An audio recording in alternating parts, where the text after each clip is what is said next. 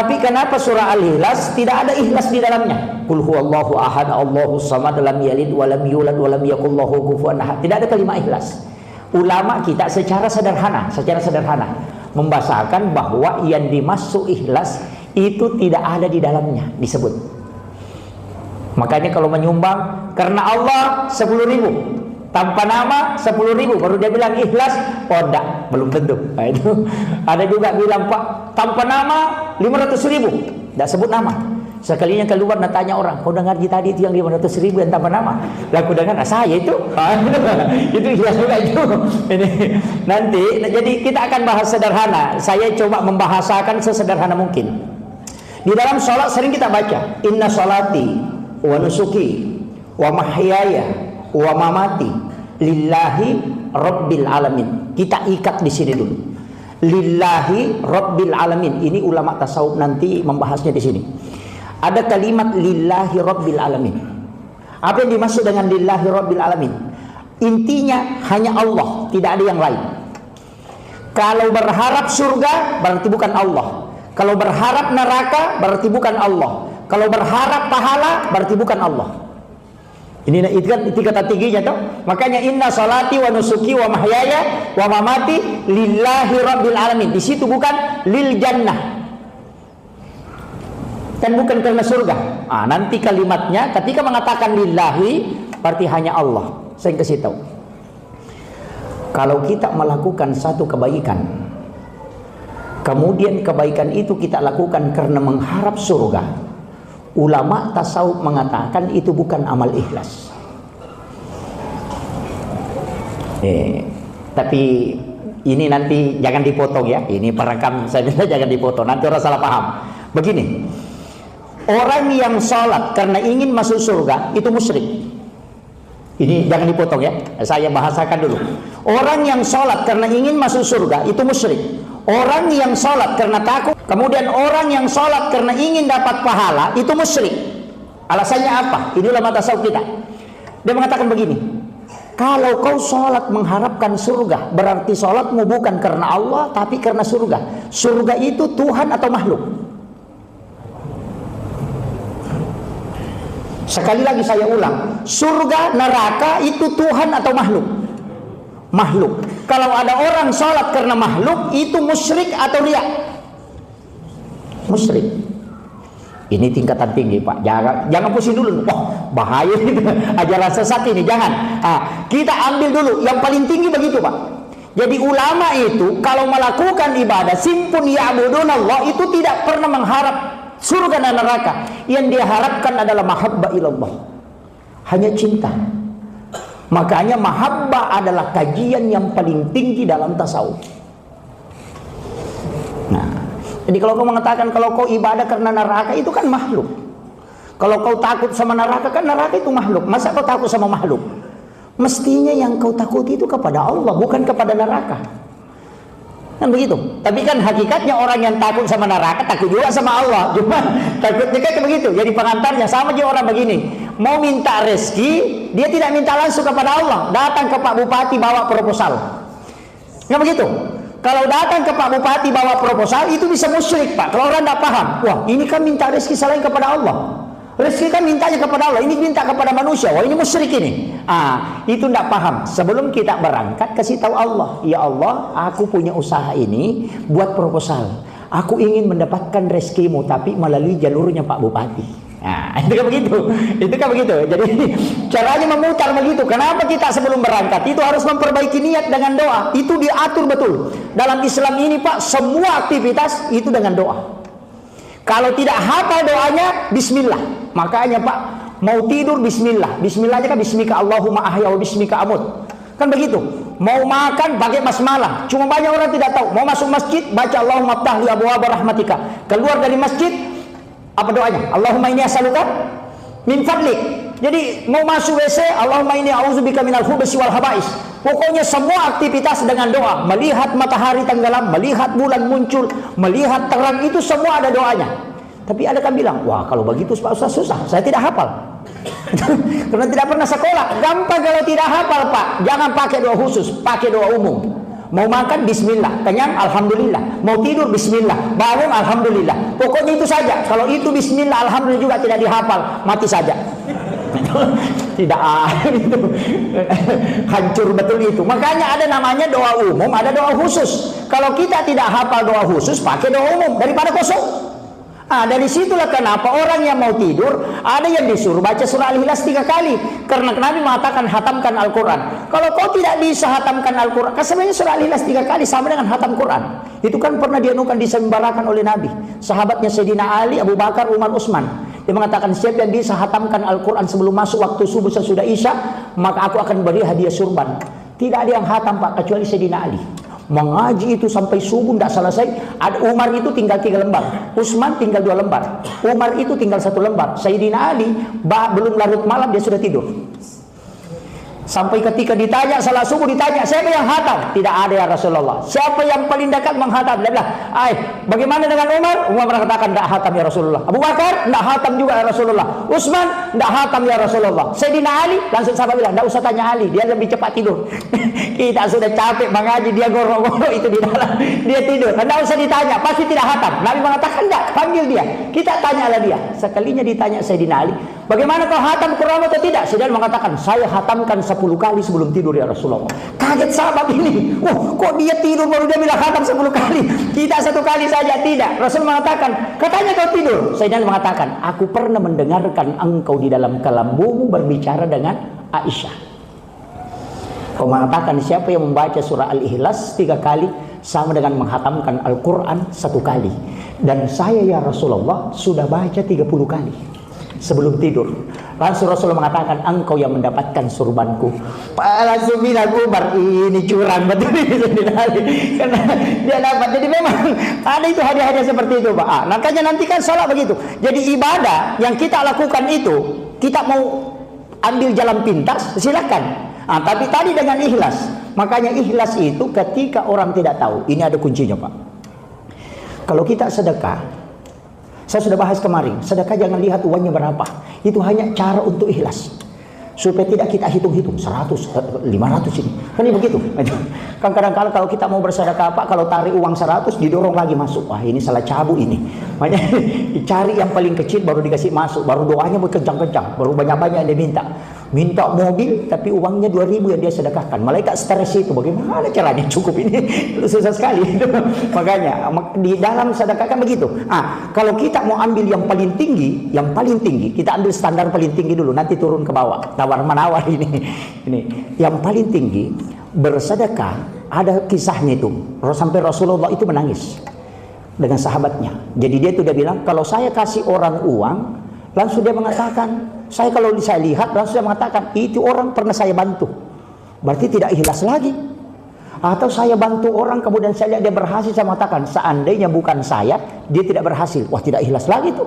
Jadi bagaimana caranya? Kalau saya menyumbang ke masjid, kelihatan pembangunannya bagus, saya mengatakan, wah bagus masjid karena saya yang sumbang. Wah, tidak ikhlas lagi tuh. Bagaimana caranya? Dia berpikir, oh begini, saya ambil uang banyak, tidak hitung, langsung saja ambil, dimasukkan ke kantong plastik atau ke amplop. Baru tengah malam, jam 2 malam, dia pergi di pinggir jalan, tengah malam, di waktu gelap, menunggu orang lewat. Sekalinya ada orang bunyi-bunyi sandalnya lewat, langsung dia salam, assalamualaikum, langsung dia, waalaikumsalam, langsung dia sedekahi. Ini uang saya sedekahkan kepadamu, bawa pulang. Dia tidak tahu orangnya, di tempat yang gelap, dia tidak lihat mukanya, pokoknya dia tidak tahu siapa, dia kasih uang banyak, silahkan pulang. Dia pulang, dia bilang, sedekahku, mudah-mudahan itu ikhlas. Sekalinya sholat subuh orang, dengar orang ngomong, dan bilang, ada pencuri itu dapat uang banyak sedekah di pinggir jalan. Jadi subuh ada yang sedekahi, pencuri banyak sekali, gembira aja itu pencuri. Dia bilang, astagfirullah, sedekahku ingin untuk baik, tapi kenapa pencurian dapat? Dia bilang, ini gagal malam pertama, nanti malam kedua saya pindah lagi. Tengah malam lagi sudah sholat tahajud, pindah lagi, pokoknya jauh dari situ, cari lorong di situ. Tengah malam lagi ada orang lewat, dia salami, orang jawab salamnya, bilang, ini tak langsung kasih, ini saya sedekahkan. Sekalinya pergi sholat subuh, orang dengarkan, dia bilang, ada lagi WTS di situ, wanita penghibur, dikasih sedekah banyaknya di kampung sana, tidak tahu siapa yang kasih, katanya tengah malam dikasih uang. Sudah bilang, waduh salah lagi nih, kenapa WTS lagi yang dapat? Ini yang pertama salah, yang kedua salah, mudah-mudahan yang ketiga tidak salah. Nah, dia pergi lagi, jauh lagi. Sekalinya dia sama, dia salami, dikasih, sudah itu pergi sholat subuh, didengar lagi. Nah bilang, itu orang kaya yang di kampung sebelah dapat sedekah tadi subuh banyaknya. Lalu dia bilang, waduh salah lagi, kenapa orang kaya yang saya sedekahi? Jadi dia duduk di masjid itu, semua sahabat sudah pulang, dia menangis itu. Ya Allah, aku ingin ikhlas bersedekah, tapi kenapa semua yang dituju sedekahku bukan orang baik, semua orang tidak beres. Satu orang kaya, satu orang. Langsung datang Rasulullah memukul pundaknya. Wahai sahabatku, malaikat telah datang kepadaku memberitahu, berkat sedekahmu yang ikhlas itulah menyebabkan wanita WTS itu berhenti mengerjakan pekerjaannya, dan dia bersyukur karena dia mengatakan, aku ternyata bisa mendapatkan rezeki dari tanpa usaha seperti ini. Berkat sedekah ikhlasmu. Yang kedua, pencuri itu juga berhenti mencuri. Kenapa? Karena berkat sedekahmu dia berhenti mencuri. Dia mengatakan, ternyata ada rezeki bisa saya dapatkan tanpa dengan mencuri. Kemudian yang ketiga, sedekahmu yang kepada orang kaya, ternyata itu orang kaya yang paling kikir di kampung itu. Tapi kau sedekahi, baru dia rasakan bahwa bagaimana nikmatnya mendapatkan sedekah dari orang, sehingga dia menjadi dermawan setelah itu. Itu berkat sedekah yang ikhlas, yang jelek menjadi baik. Itulah, ini sudah habis waktu ya. Lanjut sedikit. Ada satu kisah. Itu Sayyidina Ali. Kenapa berubah bacaan sholat Allahu Akbar menjadi Sami Allahu liman hamidah? Itu kan ada satu. Ketika ruku, bangkit dari ruku, Sami Allahu liman hamidah. Kisahnya itu begini. Sayyidina Ali itu pulang dari berdakwah, tiba di rumahnya, anaknya, ada dua anaknya itu, Hasan dan Husain. Itu menangis. Kemudian dia tanya kepada Fatimah, istrinya, kenapa anak kita menangis? Dia mengatakan, dari sejak pagi anak kita tidak makan, dia kelaparan sehingga dia menangis. Dan saya tidak ke pasar untuk belanja karena tidak ada yang menjaga di rumah. Dan memang Pak, perempuan Arab itu tidak keluar ke pasar. Kalau ada perempuan Arab pergi belanja di pasar, itu diketahui Pak. Jadi yang belanja itu orang Arab, laki-lakinya, bukan perempuannya. Perempuannya tinggal di rumah, jaga anak dan masak. Yang belanja laki-laki. Kalau di Papua Pak, kalau laki-laki yang belanja, wah itu bikin malu deh. Nah kalau orang Bugis, maka lonjok narone tapi segini. Itu kan begitu. Makanya memang beda. Makanya Sayyidina Ali mengatakan, jadi dia mengatakan, saya tidak punya uang. Kemudian istrinya mengatakan, saya punya uang 6 dirham. Ini ada uang 6 dirham, silahkan belikan makanan anak kita. Dia serahkan ke suaminya, baru Sayyidina Ali berjalan menuju ke pasar dengan uang 6 dirham tadi. Tidak jauh dari rumahnya, dia temukan ada orang di tengah jalan itu minta uang, itu minta sedekah. Dan ternyata Sayyidina Ali mengatakan, apa yang kau lakukan? Dia mengatakan, ya wahai anak muda, bantu aku. Aku sudah 3 hari tidak makan. Sayyidina Ali langsung mengingat, anak saya baru setengah hari. Ini orang 3 hari, maka dia mengambil uang 2 dirham, itu dia sedekahkan. Kemudian dia melanjutkan perjalanan. Setelah di tengah jalan, ketemu lagi orang yang tidur di atas batu. Itu hanya memegang ke batu, kemudian dia mengambil batu, dia selipkan di pakaiannya, kemudian dia ikat di sarungnya itu. Itu untuk menahan perutnya supaya tidak kelaparan. Sayyidina Ali kata, apa yang kau lakukan? Dia mengatakan, saya melakukan ini karena sudah 5 hari tidak makan. Saya mengatakan, ini yang lebih parah ini. Tadi 3 hari, ini 5 hari. Ini lebih parah. Dia mengambil uang lagi 2 dirham, baru dia sedekahkan. Tinggal 2 dirham. Kemudian dia masuk ke pasar. Mau masuk di pasar, pas di pintu pasar ada orang tua.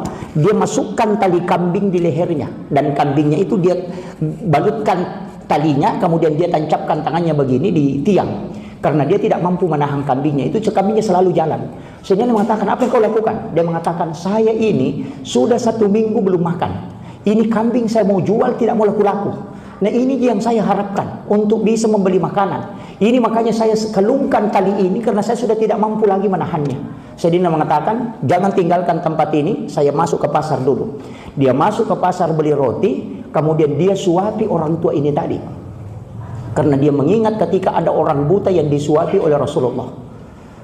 Kemudian dia suapi, setiap dia kasih makan itu dia tanya, sudah kenyang? Dia bilang belum. Karena harapannya nanti roti sisanya itu saya akan kasih ke anakku ketika kenyang. Tapi apa yang terjadi? Pas habis rotinya baru dia bilang sudah kenyang. Sayyidina Ali kan pikir, oh saya tidak bisa untuk anakku ini. Nanti saya ke rumah neneknya, kakeknya, mudah-mudahan di situ ada makanan bisa untuk cucunya Rasulullah. Dia pulang, tapi ditahan tangannya. Wahai anak muda, tunggu dulu, bantu saya. Ini orang Pak kelewatan. Sudah dikasih makan, minta lagi bantuan. Bantu saya. Saya mengatakan, apa yang bisa saya bantukan? Ini kambing, karena kau kuat, kau jualkan saya. Saya mengatakan, saya akan jualkan. Jadi dia ambil kambing itu, baru tanya, berapa harganya? Bilang 80 dirham. Saya mengatakan, tunggu dulu, saya nanti mau jual ini setelah pulang melapor sama istri. Karena tadi saya diberi amanah sebelum berangkat. Karena itu amanahnya tadi disuruh membelikan makanan untuk anaknya. Pas kembali, dia bawa itu kambing, pas di depan pintu, itu istrinya tersenyum. Gembira sekali. Alhamdulillah, kau bawa uang 6 dirham, bawa kambing besar pulang. Begitu. Saya mengatakan, wahai istriku, tidak. Ini adalah amanah. Uang yang kita berikan kepada aku yang 6 dirham. Saya mohon maaf. Karena itu ada yang lebih membutuhkan sehingga saya sedekahkan. Apa kata Fatimah? Itulah yang kita miliki. Itu disebutkan. Itulah yang kita miliki. Terima kasih kau sudah menjalankan amanah. Itu aja. Dia bersyukur. Siapa yang mendidik, Pak? Nabi. Makanya anaknya bagus. Kalau istri kita suruh pergi beli ikan, baru beli rokok, sudah dapat sandal kalau kembali. Dia bilang, sudah aku sedekahkan. Siapa memang mau kasih? Kenapa kau sedekahkan? Istrinya tidak. Dia mengatakan, itulah yang kita miliki selamanya. Nanti Allah yang membalasnya. Doa istrinya inilah mengatakan nanti Allah yang membalasnya. Terbukti. Dia mengatakan, itu kambing untuk apa? Dia mengatakan, saya diberi amanah untuk menjualnya. Katanya tidak mau laku. Dia mau jual 80 dirham. Maka dia mengatakan, tunaikan amanah itu. Maka Sayyidina Ali menarik. Di tengah jalan ketemu dengan orang yang naik unta.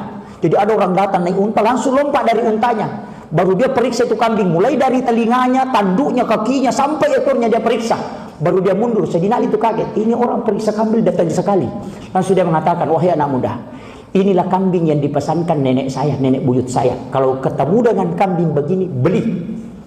Langsung dia mengatakan, memang mau dijual. Langsung dia mengatakan, saya beli 100 dirham. Padahal harga kambing di situ cuma 80-90. Dia mengatakan, saya beli 100 dirham. Sayyidina Ali mengatakan, saya tidak jual. Dia mengatakan, kalau begitu anak muda, saya beli 200 dirham. Di riwayat itu mengatakan 250 dirham. Mengatakan, tidak, saya tidak jual dengan 250. Kalau begitu saya beli 500 dirham. Sayyidina mengatakan, tidak, saya tidak jual dengan 500 dirham. Langsung orang ini mengatakan, sebutkan berapa harga kambing. Sayyidina Ali mengatakan 80 dirham. Coba Pak, ada penjual di Sorong begitu. Coba itu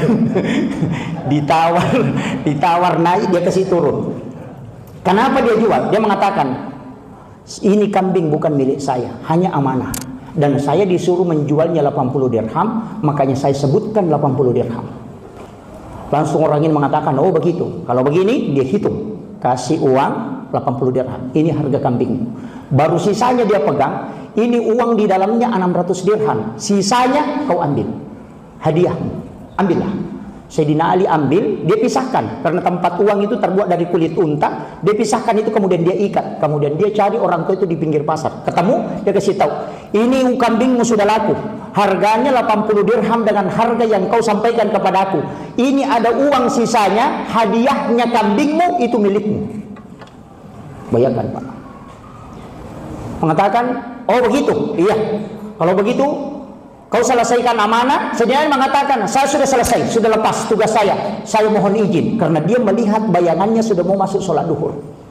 Dan Sayyidina Ali itu langsung buru-buru dipegang pundaknya sama orang tua ini. Anak muda, berhenti dulu. Kau kenal saya atau tidak? Dia mengatakan, aku tidak kenal. Dia mengatakan, kenapa kau membantu aku? Dia mengatakan, bukan engkau yang aku bantu, tapi aku membantu karena Allah. Itu keikhlasannya betul. Tapi orang tua ini mengatakan, tahukah engkau siapa yang meminta uang tadi dekat rumahmu? Sayyidina Ali mengatakan, aku tidak tahu. Dia mengatakan, itu adalah saya. Di tengah jalan kau tahu siapa yang kau kasih uang 2 dirham? Sayyidina Ali mengatakan, aku tidak tahu. Dia mengatakan, itu adalah saya. Kau tahu siapa yang membeli kambingmu? Sayyidina Ali mengatakan, aku tidak tahu. Dia mengatakan, itu adalah saya. Sayyidina Ali mulai kaget. Ini orang siapa? Katanya, dia yang pertama, dia yang kedua juga yang beli kambing. Baru dia mengatakan, yang berdiri di depanmu ini, itu juga tadi yang membeli kambing. Langsung Sayyidina mengatakan, siapa engkau? Dia mengatakan, saya adalah malaikat Jibril. Sayyidina Ali itu menangis. Barusan ketemu malaikat Jibril berbentuk manusia. Kemudian Sayyidina Ali mengatakan, tidak, Saya harus tinggalkan tempat ini. Ini waktu duhur sudah mau masuk. Sayyidina Ali itu berjalan, dikatakan tidak, tunggu. Ini uang, kau ambil, milikmu semuanya. Allah menguji keimananmu dengan sedekahmu beserta keluargamu. Dengan doa istrimu, maka Allah membalas 6 dirham itu menjadi 600 dirham. Ini milikmu semua, hadiah dari Allah melalui aku, kata Jibril. Sayyidina Ali mengambil uang itu, dia tidak masuk ke pasar. Dia menangis itu. Apa yang didoanya? Sambil berjalan dia mengatakan, ya Allah, tidak ada gunanya uang 600 dirham yang kau berikan ini untuk dunia kalau saya masbuk dalam sholatku. Karena hidupnya Sayyidina Ali tidak pernah masbuk dalam sholat. Selama dia hidup itu masuk Islam, tidak pernah masbuk di dalam sholatnya hingga dia wafat. Dia menangis itu, ya Allah, tidak ada gunanya harta yang kau kasihkan 600 dirham ini tidak ada nilainya kalau saya tidak melihat wajahnya Rasulullah keluar dari kamarnya. Karena Sayyidina Ali selalu duduk melihat wajah Nabi ketika keluar dari kamarnya. Sayyidina Ali menangis itu karena itu yang dia rindukan setiap waktu sholat. Tapi dia tidak bisa dapat. Dia berlari kemudian mengingat wasiat Rasulullah. Wahai sahabatku, wahai umatku, ketika engkau terlambat maka jangan berlari menunaikan sholat karena dia akan bersama syaitan. Maka Sayyidina Ali jalan pelan. Setelah Bilal bin Rabah azan, Nabi keluar dari kamarnya, tempatnya, dia melihat tempatnya Sayyidina Ali kosong. Makanya Rasulullah bertanya, kemana Sayyidina Ali? Nah, tidak ada. Sahabat mengatakan, tadi ada ya Rasulullah, kami lihat berjalan, tapi tidak tahu kemana. Nabi mengatakan, kalau begitu Bilal, jangan dulu iqamah. Nabi masuk kembali ke dalam rumahnya, tunggu dia. Inilah yang menjadi dalil bahwa kalau ada orang selalu datang sholat, nah kebetulan dia ada di kampungnya tidak ada, itu boleh ditunggu. Tapi kalau tidak pernah datang, Pak, jangan coba-coba tunggu. Kita tidak bakalan sholat.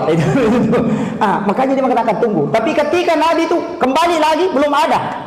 Rasulullah mengatakan, kalau begitu Bilal iqamat. Maka Bilal iqamat, pada saat Nabi sholat, itu Bilal iqamat, itu kan suaranya Bilal itu kan 4 km, Pak. 4 km. Dan Bilal itu azan tidak pakai mic, tapi itu sampai 4 km. Memang wajar, Pak, karena tidak ada tanaman. Padang pasir, baru angin berhembus kuat. Sama di gunung, kalau kita tadi di sini, sampai gunung sebelah orang dengar. Saya pakai begitu. Makanya itu 4 km didengar. Di qamatnya itu didengar Sayyidina Ali. Menangis dia, ya Allah, tidak ada gunanya yang kau berikan rezeki ini, justru musibah untukku. Tapi ketika dia berwudu, Rasulullah ruku dalam sholatnya, itu malaikat Jibril datang membisik Rasulullah, jangan bangkit dari rukukmu sebelum Sayyidina Ali masuk ke dalam saf. Rukulah Nabi lama. Setelah itu Sayyidina Ali takbiratul ihram, kemudian langsung ruku. Setelah itu Nabi merubah Allahu Akbar menjadi Sami Allahu liman hamidah.